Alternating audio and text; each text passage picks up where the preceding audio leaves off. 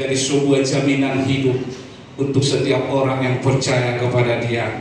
Maka hari ini firman Tuhan datang kepada kita yang terambil dari kitab Ulangan. Kitab Ulangan pasal yang pertama ayat 34 sampai dengan ayat yang ke-40. Kitab Ulangan pasal yang pertama ayat yang ke-34 sampai dengan ayat 40. Untuk kita boleh sama-sama membaca firman Tuhan ini di dalam hitungan yang ketiga. Kalau sudah ditemukan, katakan amin. 1, 2, 3. Ketika Tuhan mendengar gerutumu itu, Ia menjadi murka dan bersumpah, tidak seorang pun dari orang-orang ini, angkatan yang jahat ini, akan melihat negeri yang baik yang dengan sumpah kujanjikan untuk memberikannya kepada nenek moyangmu, kecuali Kaleb bin Yefune.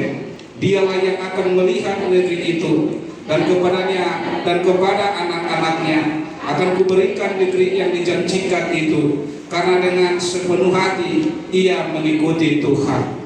Juga kepadamu Tuhan murka oleh karena kamu, dan ia berfirman, juga kau tidak akan masuk ke sana. Yesua bin Nun pelayanmu, dialah yang akan masuk ke sana. Berilah kepadanya semangat, sebab dialah yang akan memimpin orang Israel sampai mereka memiliki negeri itu. Dan anak-anakmu yang kecil yang kamu katakan akan menjadi rampasan, dan anak-anakmu yang sekarang ini yang belum mengetahui tentang yang baik dan yang jahat, mereka lah yang akan masuk ke sana, dan kepada mereka lah aku akan memberikannya, dan mereka lah yang akan memilikinya. Tetapi kamu ini baliklah, berangkatlah ke padang gurun, ke arah laut di berau. Puji Tuhan. Firman Tuhan ini yang menjadi judulnya hari ini adalah mengikut Tuhan sepenuh hati. Nah, firman Tuhan ini berbicara tentang sebuah peristiwa, sesuatu hal yang belum terjadi, tetapi sudah dijanjikan oleh Allah, yaitu tempat sebuah tanah perjanjian, tanah di mana yang penuh dengan madu dan susu di sana. Tetapi untuk sampai ke sana ada banyak proses, ada banyak tantangan, ada banyak hal-hal yang akan dikerjakan oleh mereka yang telah mengalami sebuah penganiayaan yang sangat luar biasa, di mana secara sosial, di mana secara kehidupan sehari-hari mereka akan diperbudak, mereka akan mengalami sebuah tindasan yang sangat memberatkan mereka, dan mereka harus mengalami sebuah kemenangan besar, yaitu sebuah janji Allah kepada bangsa Israel. Akan tetapi Bapak Ibu Saudara yang Tuhan kasihi, perjalanan ini tidak gampang. Dan mereka melangkah, mereka menjadi budak di sana, di tanah Mesir.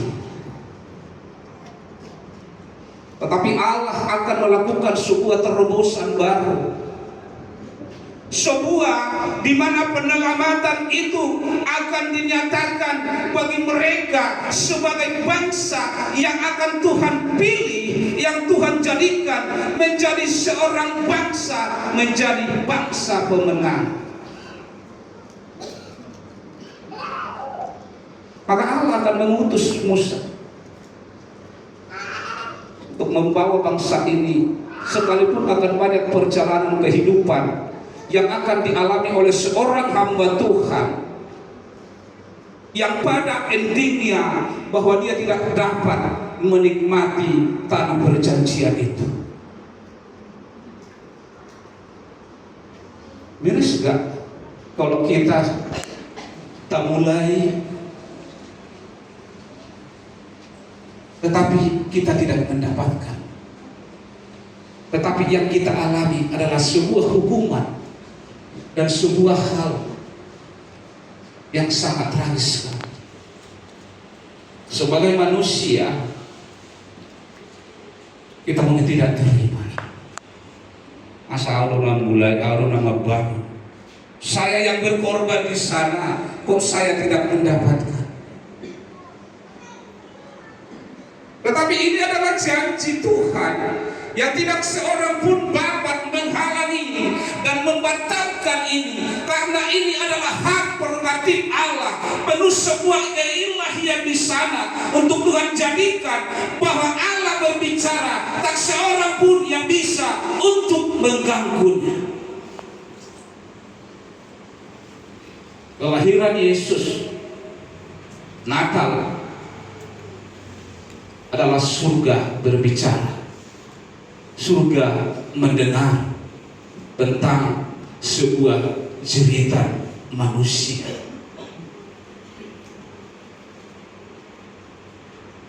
Sehingga dia mengutus Yesus yang menjadi Tuhan,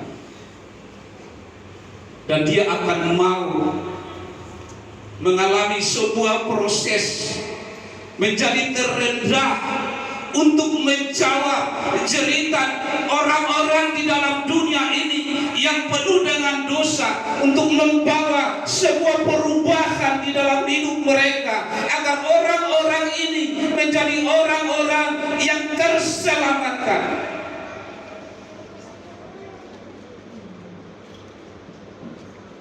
Bagaimana dengan kehidupan kita?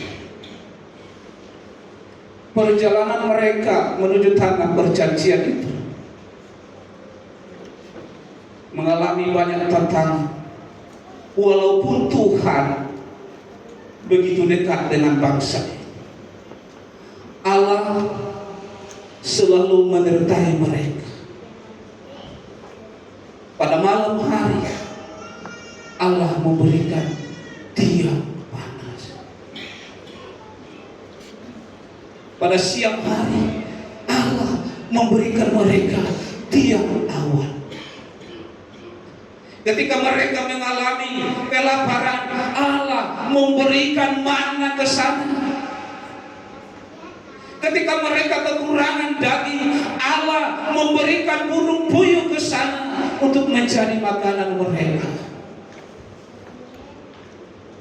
Tetapi bangsa ini tidak mau berterima kasih.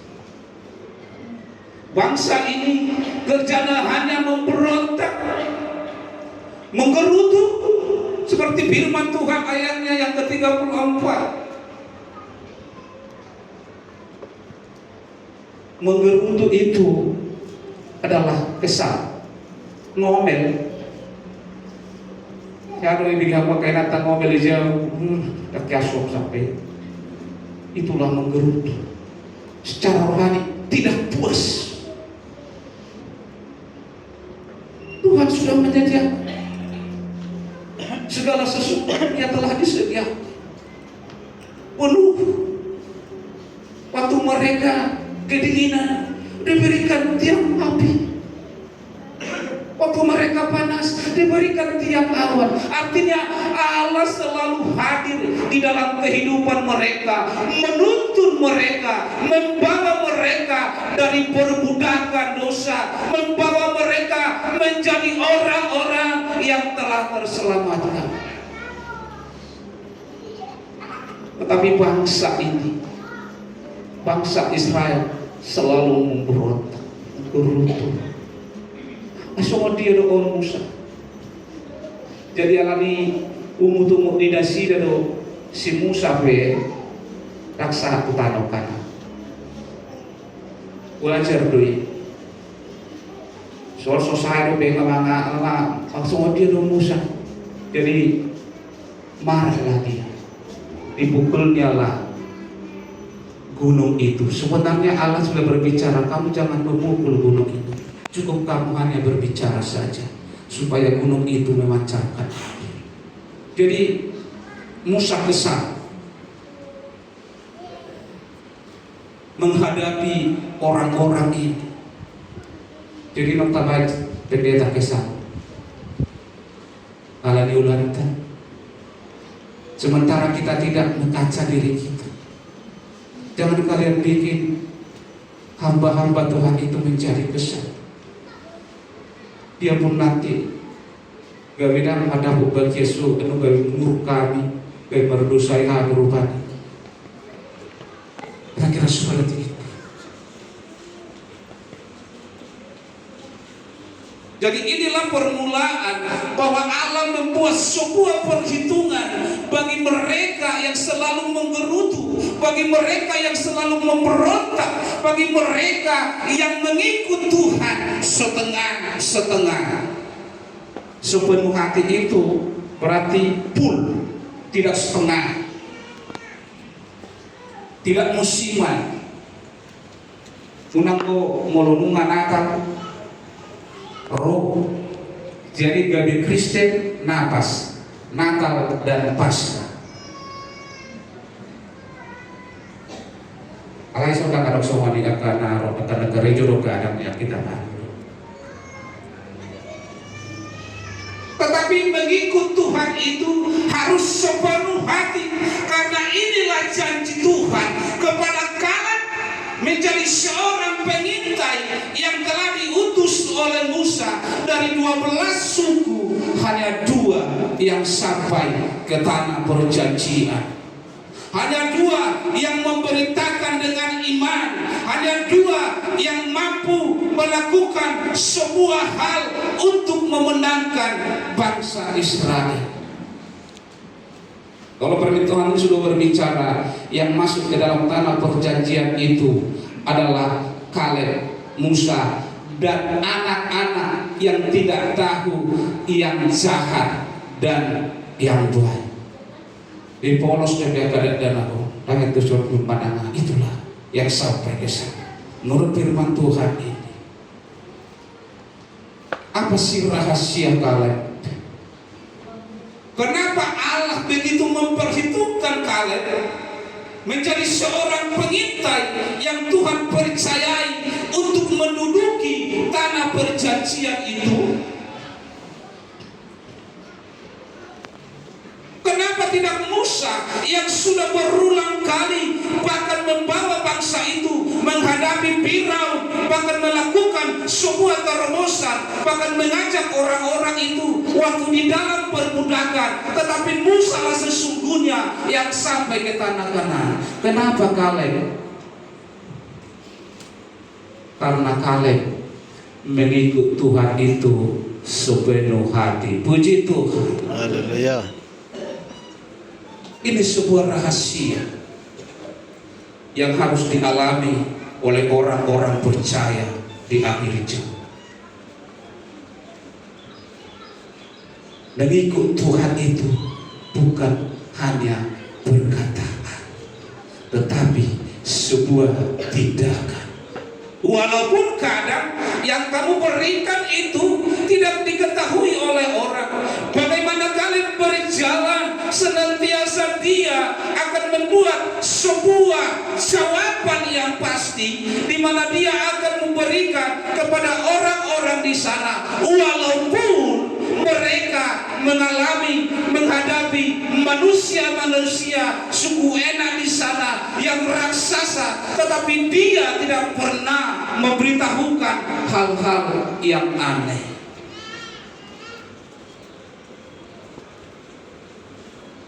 Kaleb ini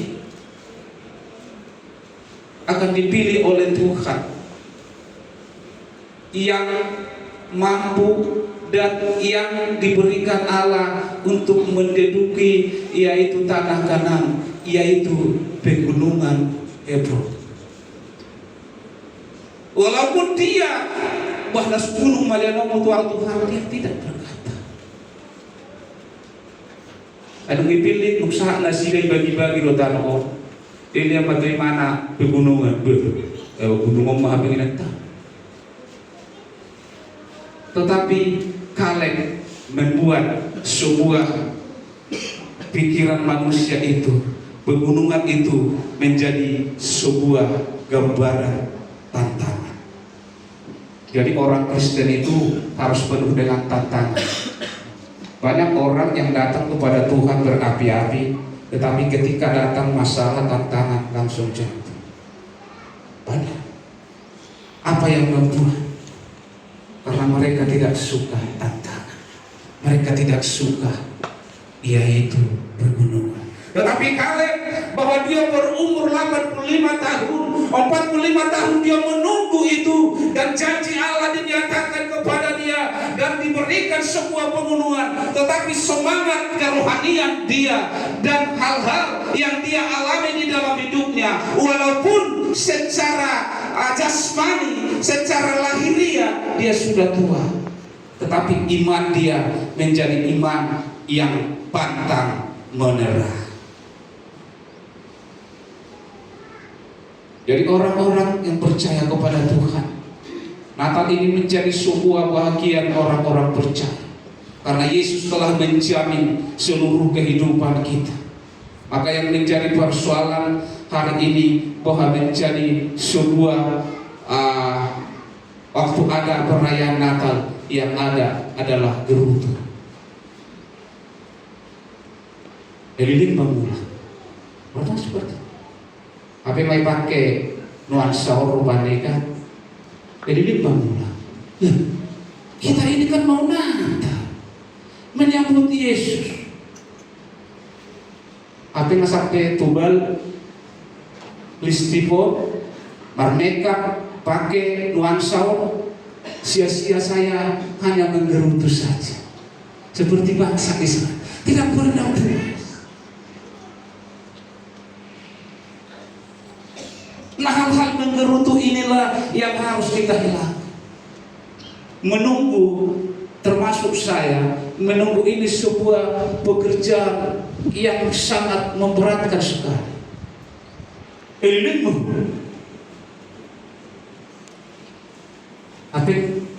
apa nggak berusahanya? Atau beri. Nah, seperti hal-hal ini menggerutu ini yang sering terjadi di dalam orang percaya di akhir zaman. Kalau kita kemarin Natal, kaum bapak, kaum ibu cepat pulang, bawa kue ya. Puji Tuhan. Saya tidak tahu mudah-mudi kalau Natal kami PT cepat pulang jam 9 sudah selesai, bawa parcel banyak-banyak karena banyak yang tidak datang hujan. Jadi banyak bawa parcel. Kita bawa parcel, kita menggerutu bagaimana parcel itu kita bawa. Yesus telah menjadi jawaban bagi setiap kehidupan kita. Sesungguhnya kelahiran itu mengubah seperti kehidupan kita, mengubah mindset kita, pola pikir kita menjadi orang yang percaya, yang selalu mengikuti Tuhan dengan sepenuh hati. Puji Tuhan. Saudara-saudara yang Tuhan kasih, apa yang kita ambil dari Kaleb ini? Bahwa Kaleb ini agak lama saya sedikit. Amin. Jangan langsung lama kali pulang yang nama udah stokin naik. Jam stokin naik. Kaleb ini tidak dipengaruhi mayoritas. Waktu mereka diutus oleh Musa, pergilah kalian mengintai tanah perjanjian. Dia tidak terpengaruh dengan yang 10 itu, karena orang itu 12 mewakili setiap suku, hanya 2 mereka. Jadi dia tidak terpengaruh.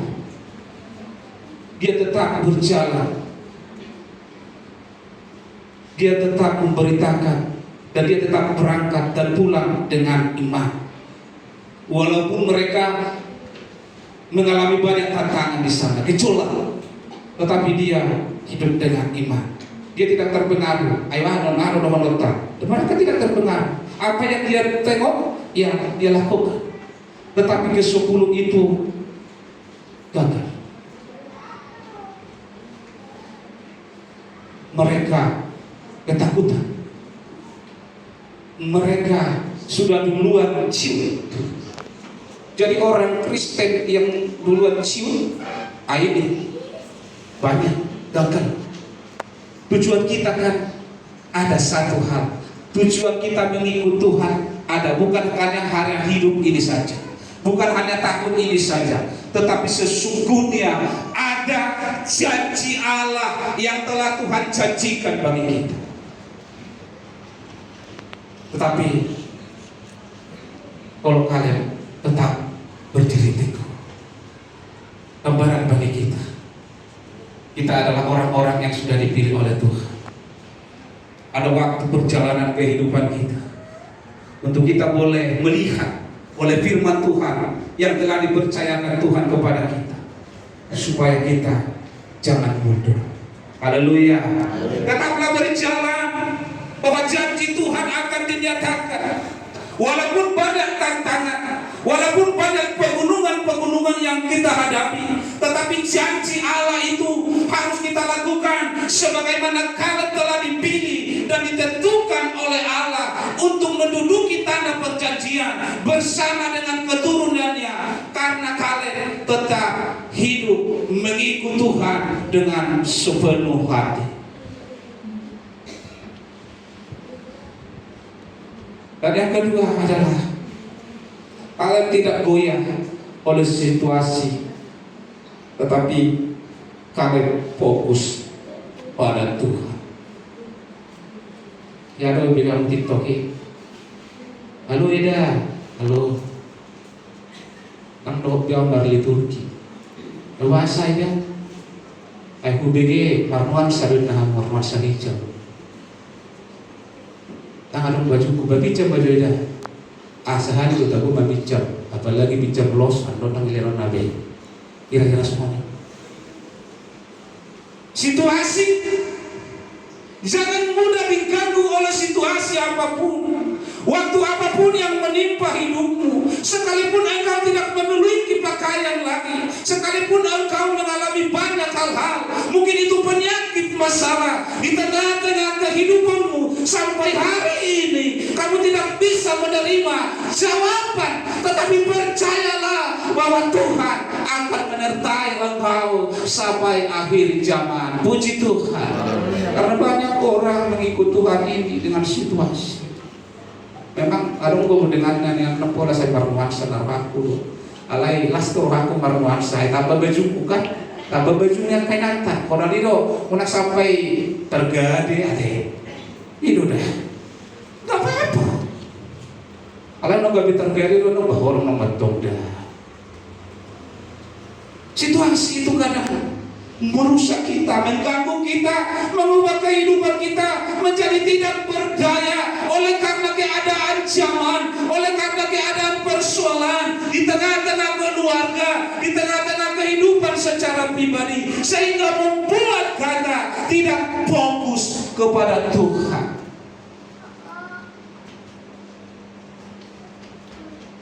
Maka orang-orang yang telah dipilih oleh Tuhan, kita harus fokus dan tetap kita mau melayani Tuhan, mengikut Tuhan dengan sepenuh hati. Dan selanjutnya, yang satu lagi adalah bahwa kalian tetap memegang janji Tuhan, setia.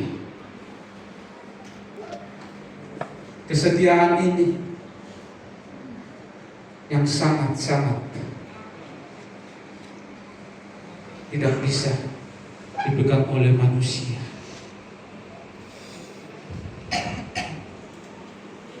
Ketika Allah berbicara kepada kalian dengan umur yang 85 tahun, dia tetap setia menunggu janji Tuhan. 45 tahun dia menunggu janji. Apa janji Tuhan? Yaitu tanah perjanjian itu. Salah satu keluarga dia yang memasuki tanah berjanji. Silakan juara kita mau lihat, luar biasa. Ini sebuah. Maka orang-orang yang percaya kepada Tuhan kita harus tetap setia. Haleluya. Walaupun saudara kadang bahwa doa saudara hari ini tidak dijawab oleh Tuhan, walaupun kadang penyakitmu sampai hari ini belum sembuh, walaupun kadang keadaan orang tuamu saat ini tidak disembuhkan, tetapi janji Tuhan, engkau harus mampu setia, bahwa engkau harus beriman, iman yang tidak mau menyerah, untuk memohon kepada Tuhan bahwa Allah akan menepati janjinya. Jadi itulah ketika kita ada mengalami banyak tantangan, kita kadang lupa, tidak mau setia lagi kepada Tuhan. Bahwa Tuhan itu, kenapa engkau Tuhan tidak menjawab dosa? Kenapa Tuhan membuat saya seperti ini? Kenapa Tuhan keluarga saya hampir seperti ini? Yang kita salahkan ada Tuhan.